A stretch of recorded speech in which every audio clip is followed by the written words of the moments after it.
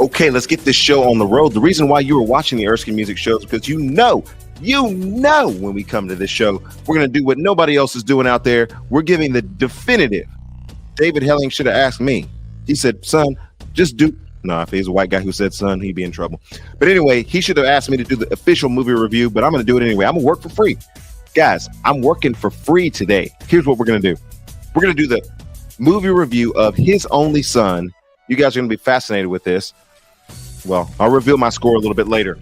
But let me just begin by bouncing with the rest of you guys out there that are listening to this all in my head and tracking. You're going, where can I find this? You can find it on iTunes and a lot of different other places. That's okay.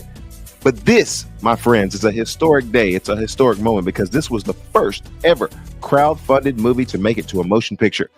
According to the Washington Examiner, my friends, the film grossed $5.5 million in its first box office weekend, and it showed on less than 2,000 theaters across the country. Less than 2,000 screens, and it grossed over 5.5 million. So it was behind Dungeons and Dragons. That wasn't a snickering cough. It was a I'm getting over sickness cough. And John Wick. That was a cough of we don't need John Wick in our lives. All right, so this film, and I'll say more about it, it didn't set out, the David Helling, he didn't set out to do Christian films. He wanted to do biblical pictures. He has done just that. And you guys are tuning in today because this is going to be the definitive report, the definitive moment. Get this stuff over here, in which I share with you my score, which is really the only score that matters when it comes to film reviews and everything. So, hey, thanks for hanging out with the Erskin Music Show. We'll be back in just a second after this intro. Punch it, man. Punch the gas. We're going to light speed. Let's work.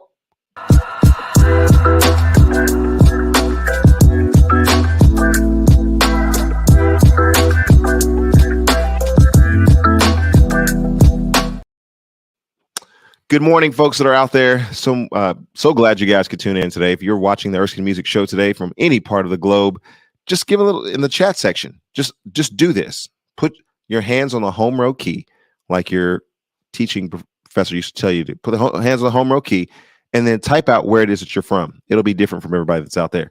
But I'd love to hear where you guys are viewing from, see where you guys are viewing from.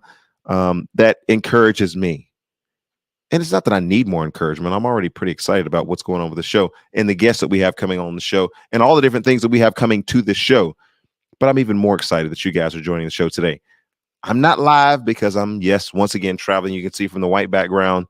I'm not in my home studios, which means I'm getting way better, faster internet reception than I do when I'm at home. Go figure.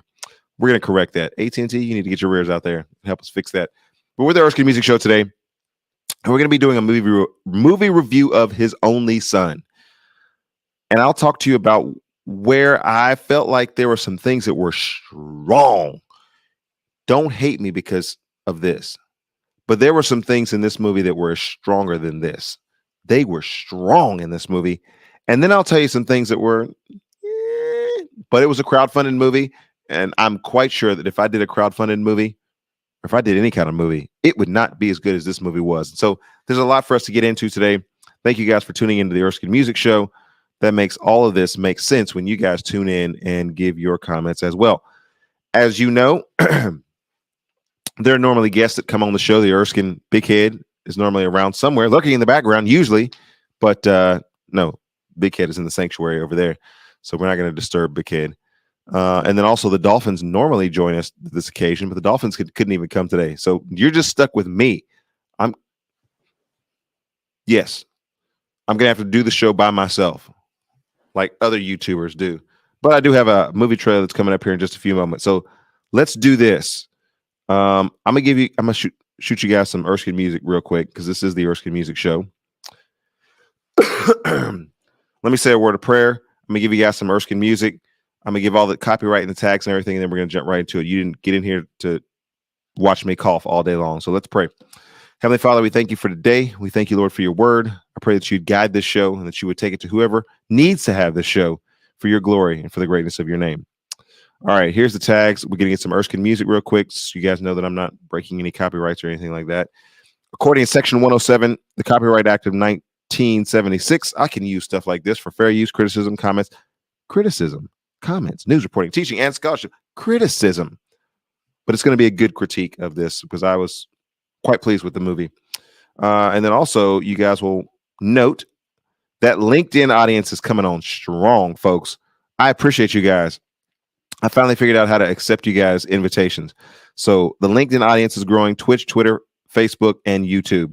Thank you guys so much for your support. Remember to subscribe to the channel if you haven't already so that you don't miss a single episode. That's why you subscribe, so that there's an alert that goes off on your phone and or your tablet and or the device that you're using. It says, ding, Erskin is on live. And then you stop what it is that you're doing. Don't drop any children. Don't, drop anything hot on yourself. But it's pretty much just stop what you're doing so you can listen to the Erskin Music Show. Got a little bread for war there in the background. Represent. Come on, let's go. All right, Erskin Music is coming right at your face. And so we're going to do a song called Life Matters, and we're coming right back with the movie review.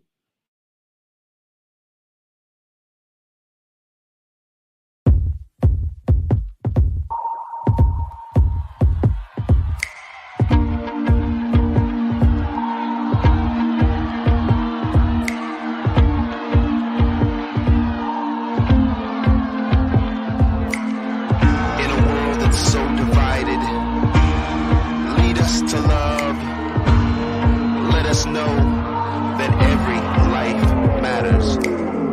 Look around and what do you see? People these days disagree. We need a faith to believe there's something more we can be. We wanna be seen and heard. Lord, give us hands that will serve.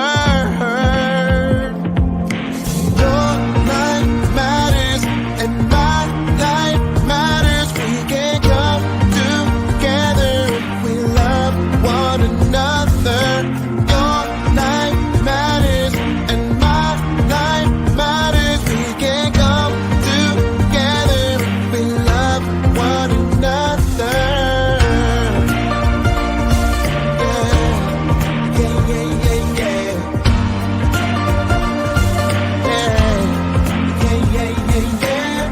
No doubt there's problems to solve when people can't get along. So many issues to blame, but don't stop fighting for change. Your life matters and my life matters. We can come together if we love one another. Your life matters and my life matters. We can come together if we love one another. Nothing is stronger than love. The greatest treasure of all. Oh yeah. Let's get started today. Let's join together and say, your life matters and my life matters. We can come together if we love one another. Your life matters and my life matters. We can come together if we love one another.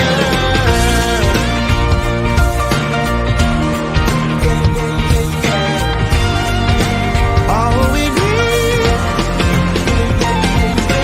Your life matters and my life matters. We can come together if we love one another.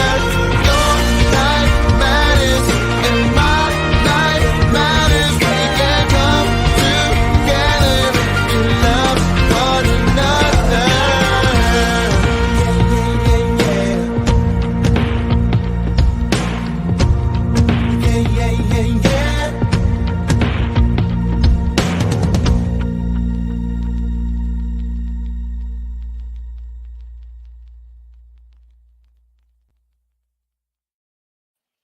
Friends, your life matters because God made you. and he made you the way that you are. Um, he made you the gender that you are for your human flourishing. Your life matters, and I wanted to make sure that I told you that today, in conjunction with other things that we might say today. So let's get to our movie review now. If you've not seen the trailer for His Only Son, it chronicles the life of Abraham in the Bible. We've got his story represented in the book of Genesis. And so I will show you guys the trailer to this, and you guys can see how I'm going to be scoring this on the story, its technical aspects, the gospel, its impact, and then how it relates to the family. It's how I'm going to be scoring this today. And so you won't want to miss this review. All right. Oh. His Only Son trailer.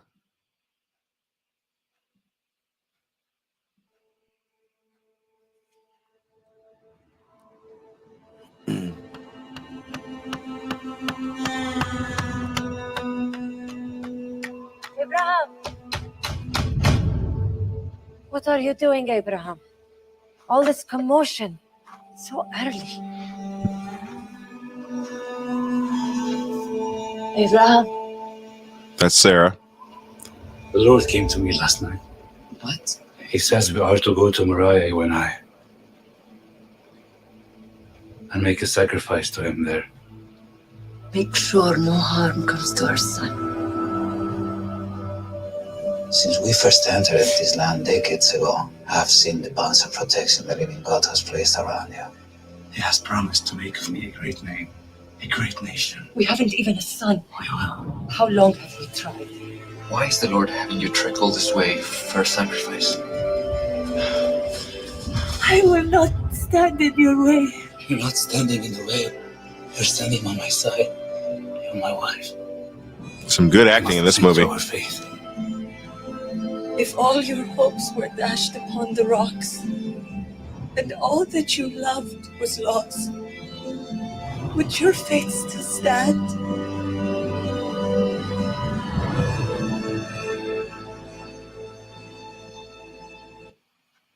All right. So that's the His Only Son trailer. And let's jump right to it here. I've got a lot that I wanted to say about this, but let me get me back up on the screen here. Yeah.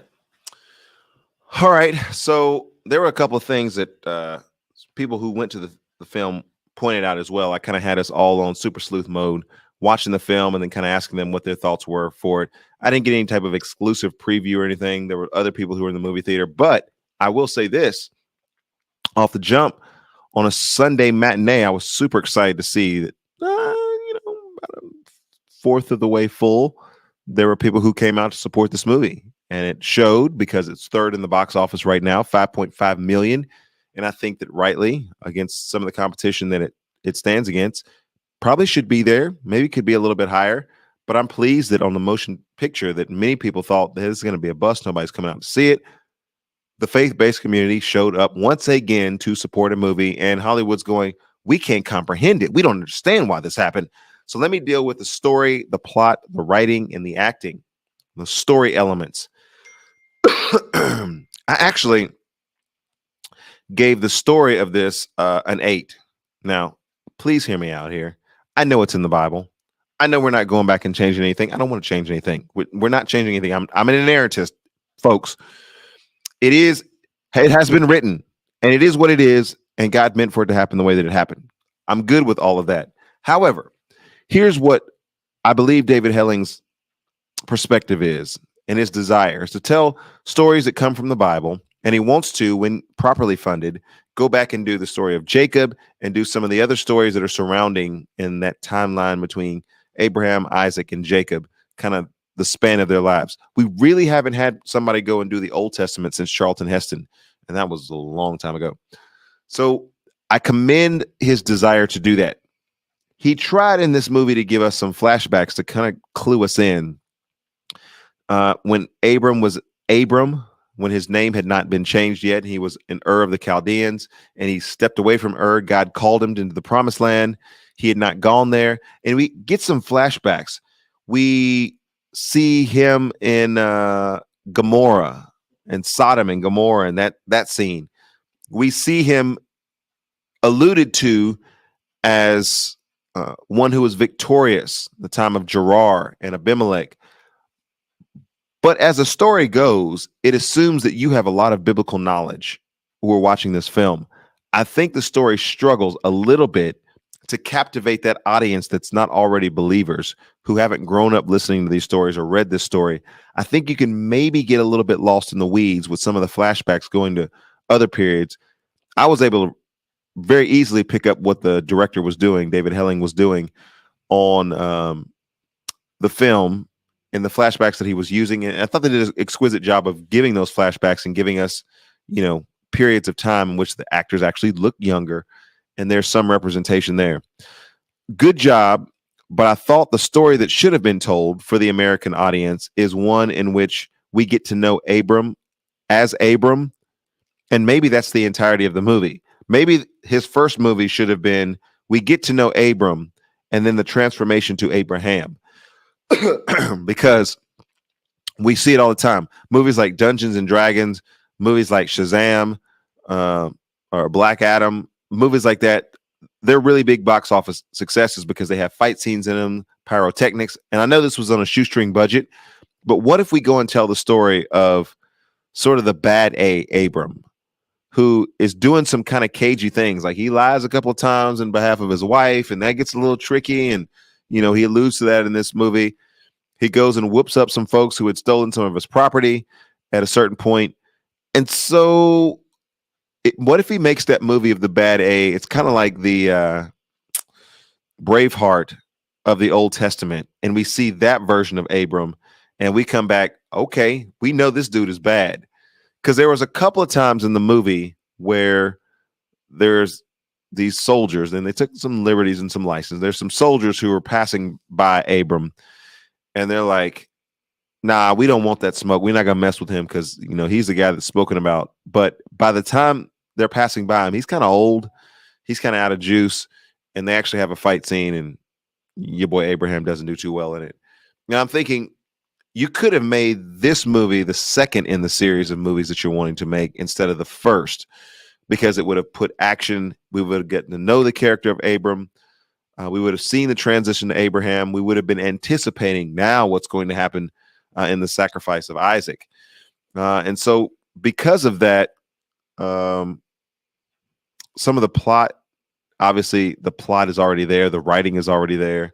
But some of the writing and acting I thought could have been a little bit better there. So I gave it on a scale from 1 to 10. I gave it an 8 in that area, which is still a high score. It's still a very good score. I just wanted to know Abraham a little bit better.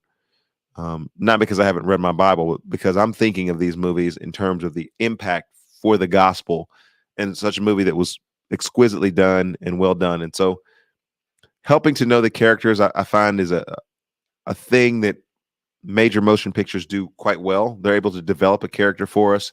They're able to help us move into that character. And so I will say that the acting in the movie was great, except for maybe one or two actors that were a little less on par. Most of it was pretty A-list. I think there was either A- or B+ level acting throughout the entirety of the movie. And so that was good as well. That's the reason why it got an 8.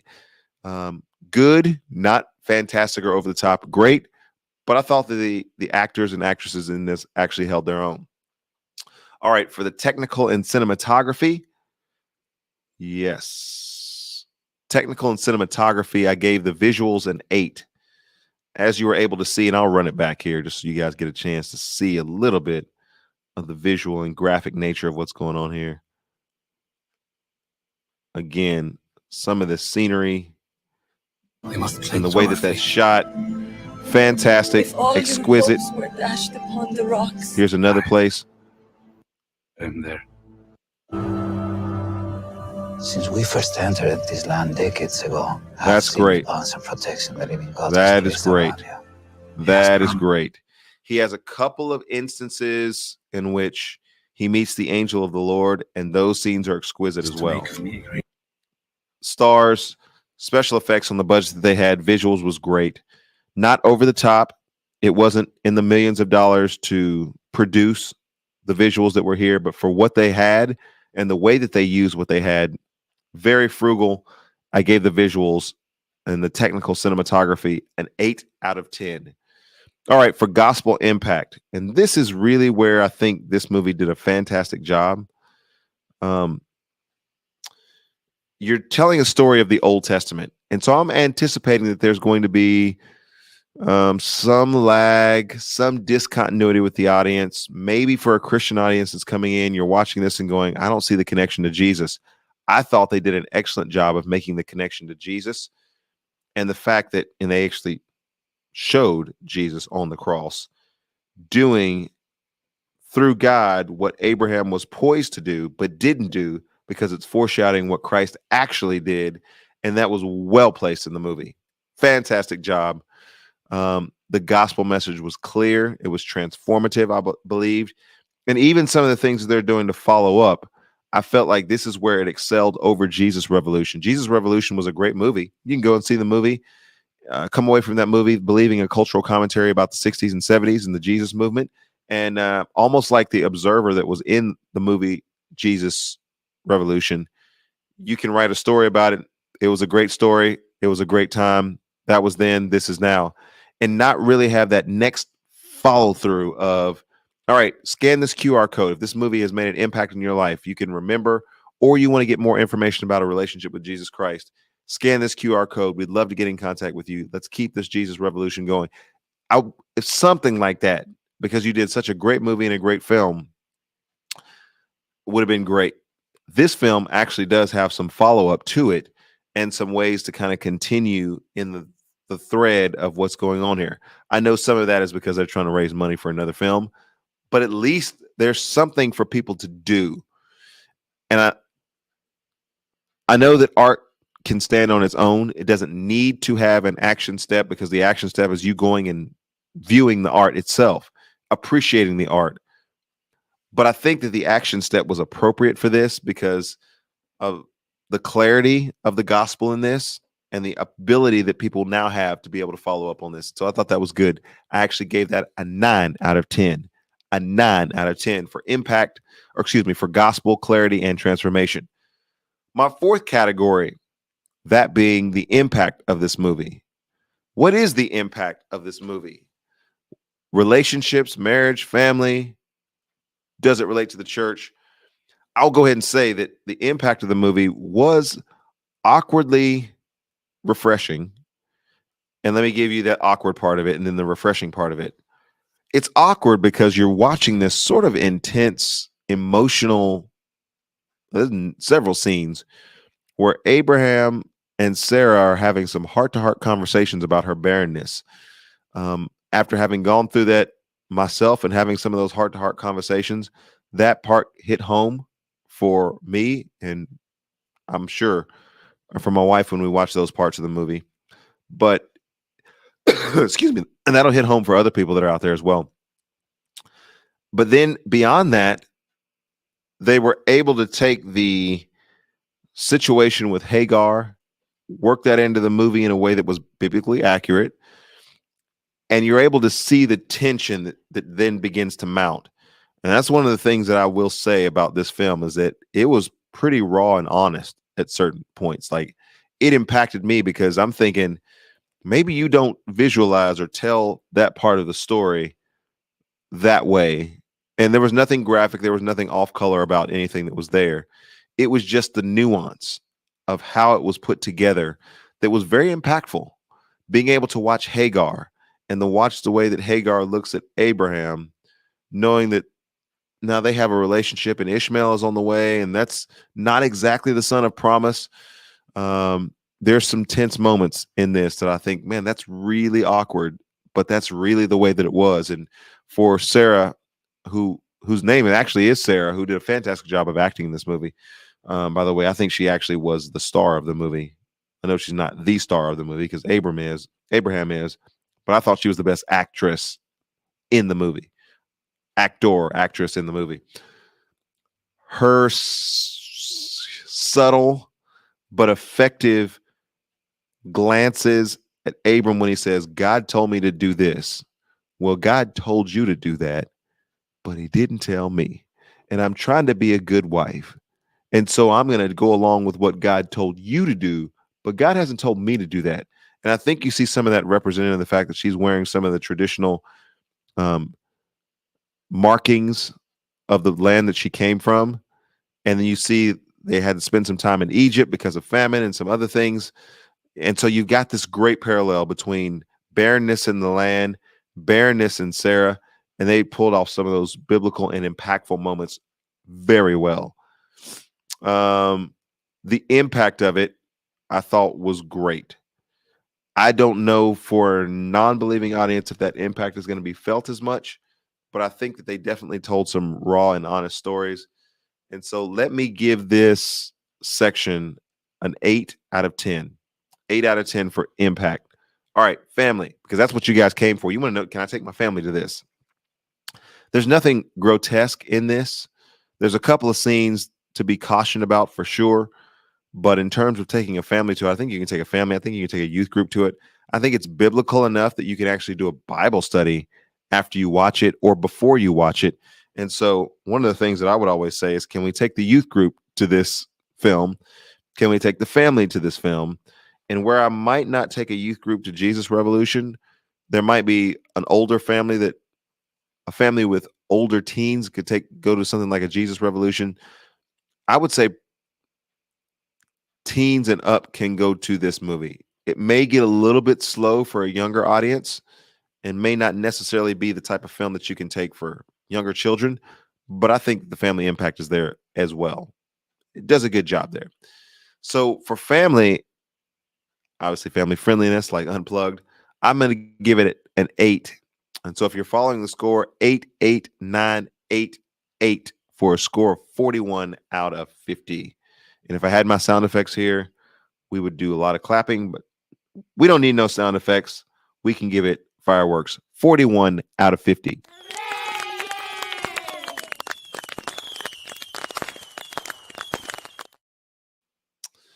All right. I've got a quick devotion because I normally do a devotion, but I'm going to do a video devotion today. So stick with me for just a few moments and we'll jump to this devotion and then we'll be done for today. Thank you guys for tuning in so much to the Erskin Music Show. This is my buddy Joe Silva, who's going to be coming in and sharing a little bit of the impact and something that the Lord has shown him in his life. This is the devotion.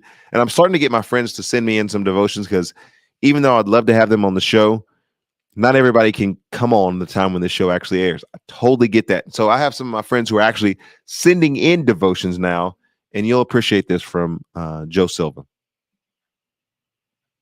Hey everyone, my name is Joe Silva with Legacy Minded Men. Legacy Minded Men is a men's ministry that's all about engaging, equipping, and encouraging men to build a Christ-centered legacy. And I wanted to talk to you about one of my favorite Bible verses in the Bible, Proverbs 3, 5, and 6. Trust in the Lord with all your heart, lean not on your own understanding, in all your ways acknowledge him, and he will, not he may, but he will direct your steps. I've been through some really major difficulties and sadness in my life, especially the last 5 or 6 years. Back in 2017, I lost my job of 25 years, was betrayed and hurt by some people I really trusted and loved. That same year, I lost my dad. And then most recently in 2021, I lost my beloved wife of 30 years, Mary Ann. She passed away from a brain aneurysm. So through it all, I've had to just really rely on the Lord, trust him in the times I just don't understand what's going on, why things happen. But I can say this, the Lord's never left me, and he provides the steps that I need to take. So I would encourage you, if you're going through anything, and I'm sure you are, because people will deal with things throughout their life. You know, we're not guaranteed to have a stress-less life or free of problems. We're going to have challenges. So trust the Lord and lean on him. He will get you through everything. So God bless you. Take care.